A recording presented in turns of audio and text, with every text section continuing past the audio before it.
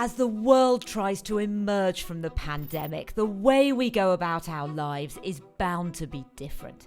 But exactly how is hard to say. On this week's show, we'll be seeing the buildings that are hoping to get to know us a bit better and looking at how online shopping could be getting social. But first, we'll be finding out how the world of search is changing right before our eyes. The idea of visual search is nothing new. It's something we looked at a few years ago, where you search for something online by using a picture rather than words. But the idea does seem to be gaining ground now, as Omar Mehtab has been finding out. Toys, animals, food. No need to type, just take a snap instead and you will get a result. And that's thanks to something called visual search. You must have seen it popping up in your Amazon shopping app, perhaps Pinterest, even Snapchat, helping you find and buy products online. And there are also more useful applications like iPoly Vision, which recognizes and describes objects to its visually impaired users.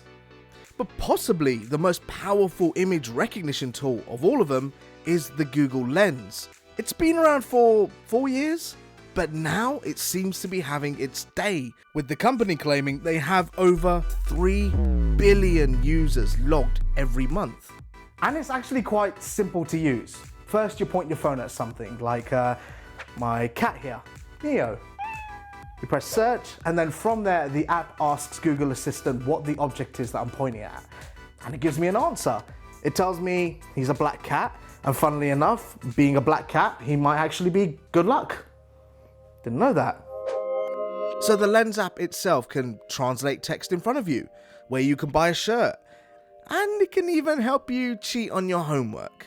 And with Google's insanely huge data bank, after years of searching and info gathering, the app's computer vision is pretty accurate, with machine learning inbuilt in case the algorithm misses anything.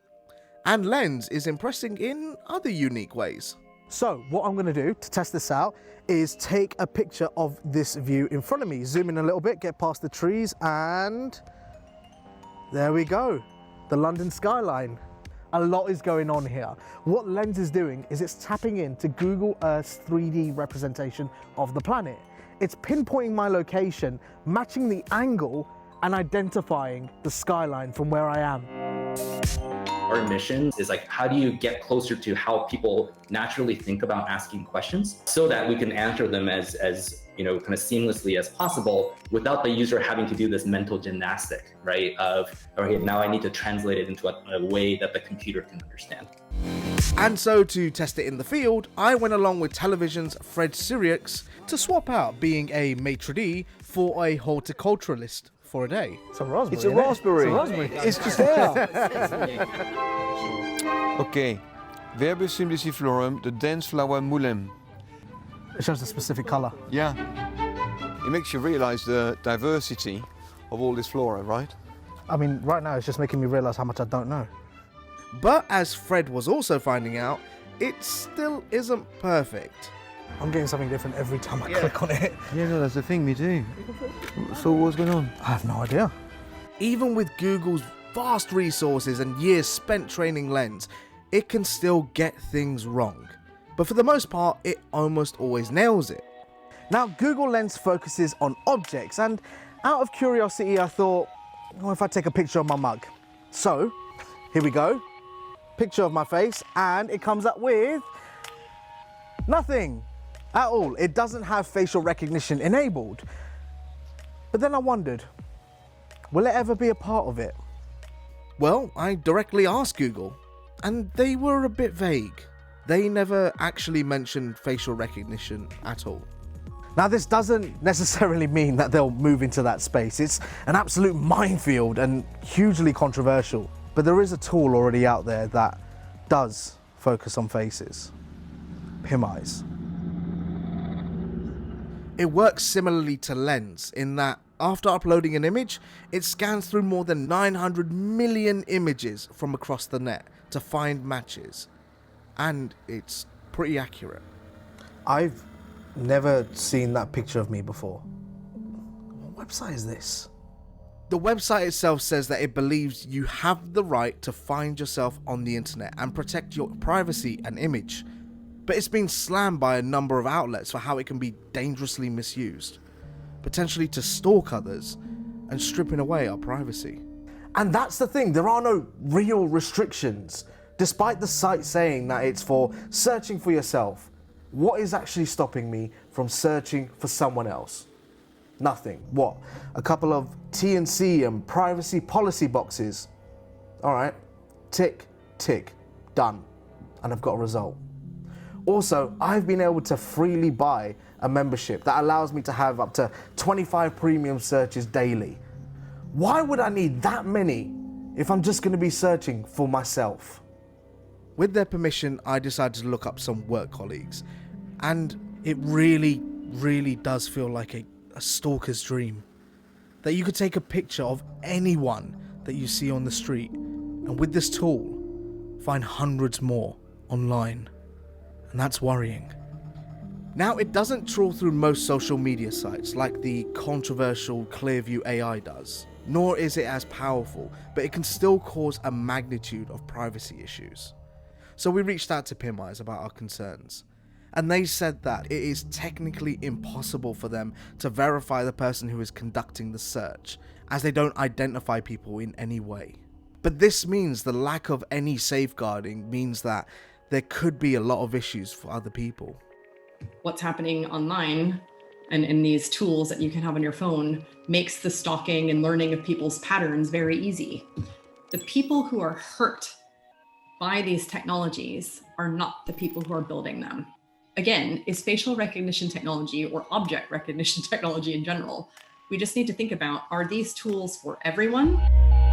Visual searching can become the next big way that we interact with the world. But how these tools develop and how they're being used over time is something we should be keeping an eye on. Hello and welcome to the Week in Tech. It was the week that Samsung hinted more affordable foldable phones will be unveiled at its Unpacked event on August 11th. Netflix announced it will add video games for subscribers at no extra cost. And Uber and Lyft drivers went on a day-long strike across America for better pay and conditions. It was also the week that another billionaire blasted into space, this time the turn of Jeff Bezos, Amazon founder and world's richest human.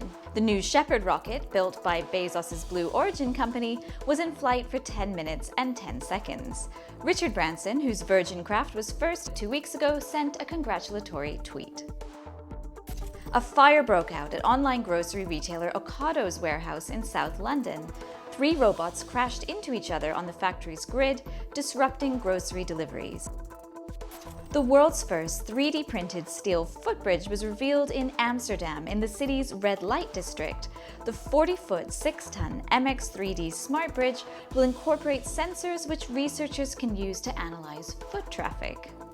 And finally this week, we saw this giant robot who's learning to pick up cigarette butts on the beach, but it needs your help.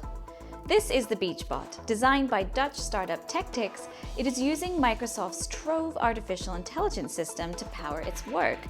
People can send in photos of cigarette butts to help teach it what to look for.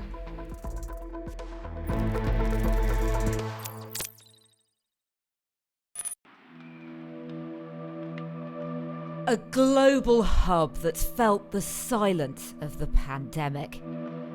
So how do we bring back the buzz? Even now, as things open up here in London, the streets may be alive with diners and drinkers, but many office buildings are at a fraction of capacity. We often talk about how the pandemic has changed the way that we live and work, but what we don't know is which of these changes are here to stay. So planning for the future and trying to get back to some sort of new normal could be rather challenging. Renting and running large office space is costly, and we're yet to know how many people will spend how much time in them. So whilst we've seen so-called smart buildings pop up for some years now, never has the need for flexible space and a safe and efficient flow of people felt more important. This is 22 Bishopsgate, a new building that's been designed to house 12,000 staff. And from the ground up, technology has been built in. In fact, if you're an employee, then you enter the building by using an app. As soon as you walk in, Bluetooth beacons will recognise you. And if you're a visitor, well, you get sent a QR code. There's a facial recognition option too, no standard reception desk, and even the lifts can know where to take you. And if you'd arrived by the much encouraged method of cycling, the app would have told you where there was a bike space too. And once you're at work, you can also book a meeting room through the app, and that means when you arrive you don't need to touch anything, you can just walk straight in. And if you don't turn up on time, well, it won't be long before it's made available to someone else. And once you enter the room, well, up here is a movement sensor, so it can keep track of the number of people who are in here and exactly where they're standing. So if the air conditioning needs to be turned up or down, that can happen automatically. There's also an air quality sensor over here. The air in this building at the moment is pretty good, but if it does become poorer, then the air holding unit can try and purify it. The Smart Spaces platform's AI is still learning, and eventually it should be able to make its own decisions. But right now it does still need a human to make those changes based on the incoming information. The benefits of the smartphone, bringing all these systems into a single place, we then have those actionable insights from the data that is generated. For instance, on this floor, if the CO2 levels exceed 600 parts per million, we can then increase the fresh air to this space. So you haven't had to think about that. So in an old building, you might be feeling tired. Here, that's not going to happen. All of the data that's being collected through people's phones and the sensors in the building is brought together here on what's called the digital twin. And this gives the opportunity to the building manager to be able to make any changes as and when they're needed. So that means that the climate or the lighting can easily be amended. And if you want to zoom into one spot, you can just tap on a table. You can make this bigger or smaller. You can really interact with it pretty well. It's almost like being in there right now. Then over here, we've got the air quality and also the energy that's being used in the building.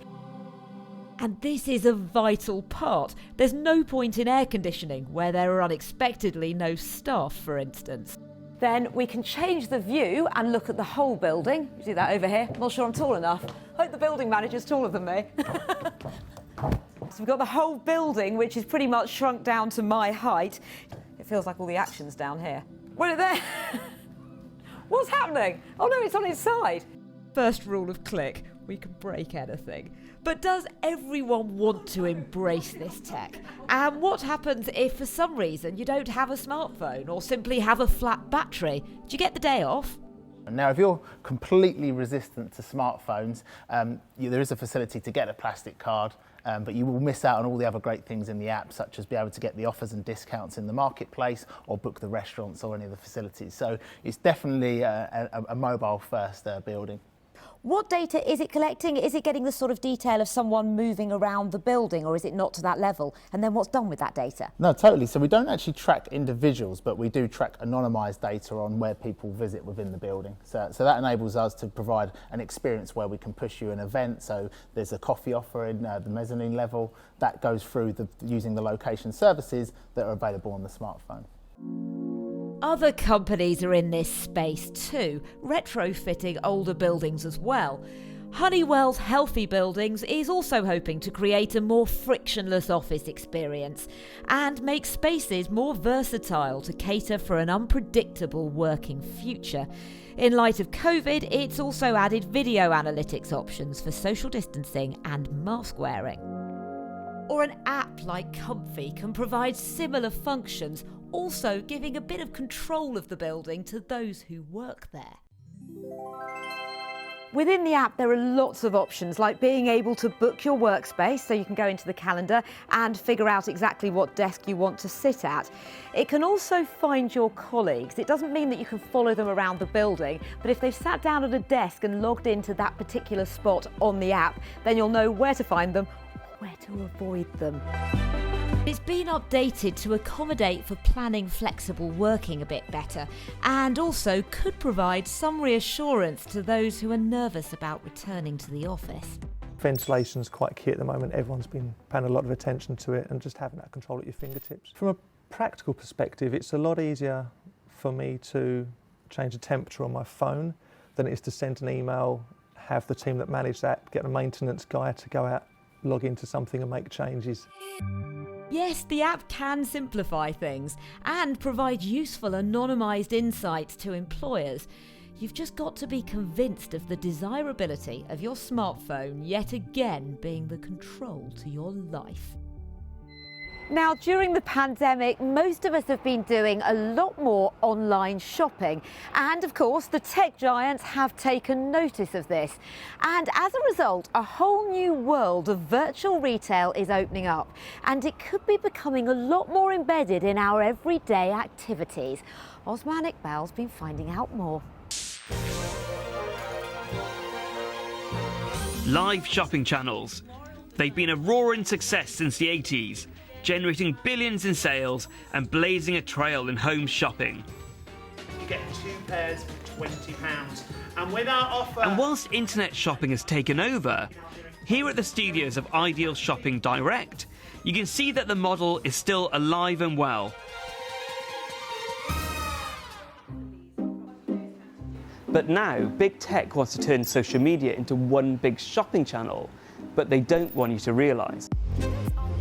In the past year, social media companies have introduced loads of new features to tie shopping into everything we do on their platforms. If that's YouTube offering up things to buy from videos, or our screenshots being scanned for products. The problem is, we're used to going to these platforms for entertainment. Consciously and subconsciously, we're now going to be shopping all the time, even if we don't want to be. They're going to make it more immersive, more visual, whatever they can do to take that lucrative behavior from us and just dial it up. Social media giant Instagram has even redesigned their interface and put shopping front and center. What we are making available to businesses is to help make their content, their existing content, shoppable. If you're posting a beautiful image, and there is an item that's available for purchase within that, make that shoppable, make that actionable. 90% of people on Instagram follow a business. And people come to our platform to be inspired by new brands and to find new products. That's what they want to do on Instagram. Instagram, TikTok, Facebook and others are letting businesses take customers to check out within their platforms, so they can pay without ever having to leave the apps. But what do the social media companies get from this deal? Well, the answer, as always, is collecting even more data about your habits. Now, that social media platform knows your payment details. They also know the types of things that you buy. They know more about your decision-making process, and it allows them to provide advertisers with even more targeted information. So you may have tuned into a live shopping channel before, or you may never have even seen one. But get used to it, because live stream shopping is vital to the social media giants' strategies. But it's been souped up for a new generation, with influencers, interactivity and fast payments. This model is already massively successful in China, and even Kim Kardashian has had a go. Thank you for tuning in. So, unsurprisingly, the US tech giants are waking up to its potential. One of the most powerful aspects of social media is that it's a passive experience. You don't really have a specific goal when you go to Instagram. Your goal really is to be entertained in the 2 minutes you're waiting for the bus to come or the microwave to beep. And that makes you really susceptible to manipulation. That means that whatever is thrown at you, you are willing to accept in the name of entertainment. You may be shopping online for more than just products. Now, the 50 million people around the world who consider themselves creators want you to pay for their content. Traditionally, if they weren't plugging brands, they weren't earning money. And the last year has meant more have realised they need their audiences to pay them directly. The coronavirus pandemic was a wake-up call for a lot of people who realized that they needed to come up with a different way to make money if it wasn't going to be working at a cafe or running their hair salon. And a lot of those people that we saw who were not able to do their comedy acts at the local bar anymore, those people went to Instagram and YouTube and TikTok and tried to build their personalities there. Just like online newspapers, creators are increasingly introducing paywalls and asking their users to subscribe, tip, and buy. Now the thought is you can actually earn a living from only 1,000 fans. Let's say each subscribe to your content for £5 a month. Now that's not a fortune, but it's a decent amount of money. Hey everyone! For us, that means we'll need to spend some cash. But for creators with small audiences, it means they can build creative careers online. And now social media companies are giving creators the tools to charge users. Even Twitter is giving users the ability to charge their followers. Would you really pay to read extra tweets? Well, you're going to have to. So get your wallet out, as your social media feed is now going to become a living mall. If that's creators charging you directly for their videos, or live shopping finding a new home on a much smaller screen. Now, these days, it seems to take longer than ever to wait for a lift. There may have been fewer people out and about, but with social distancing, we can't all be packed in.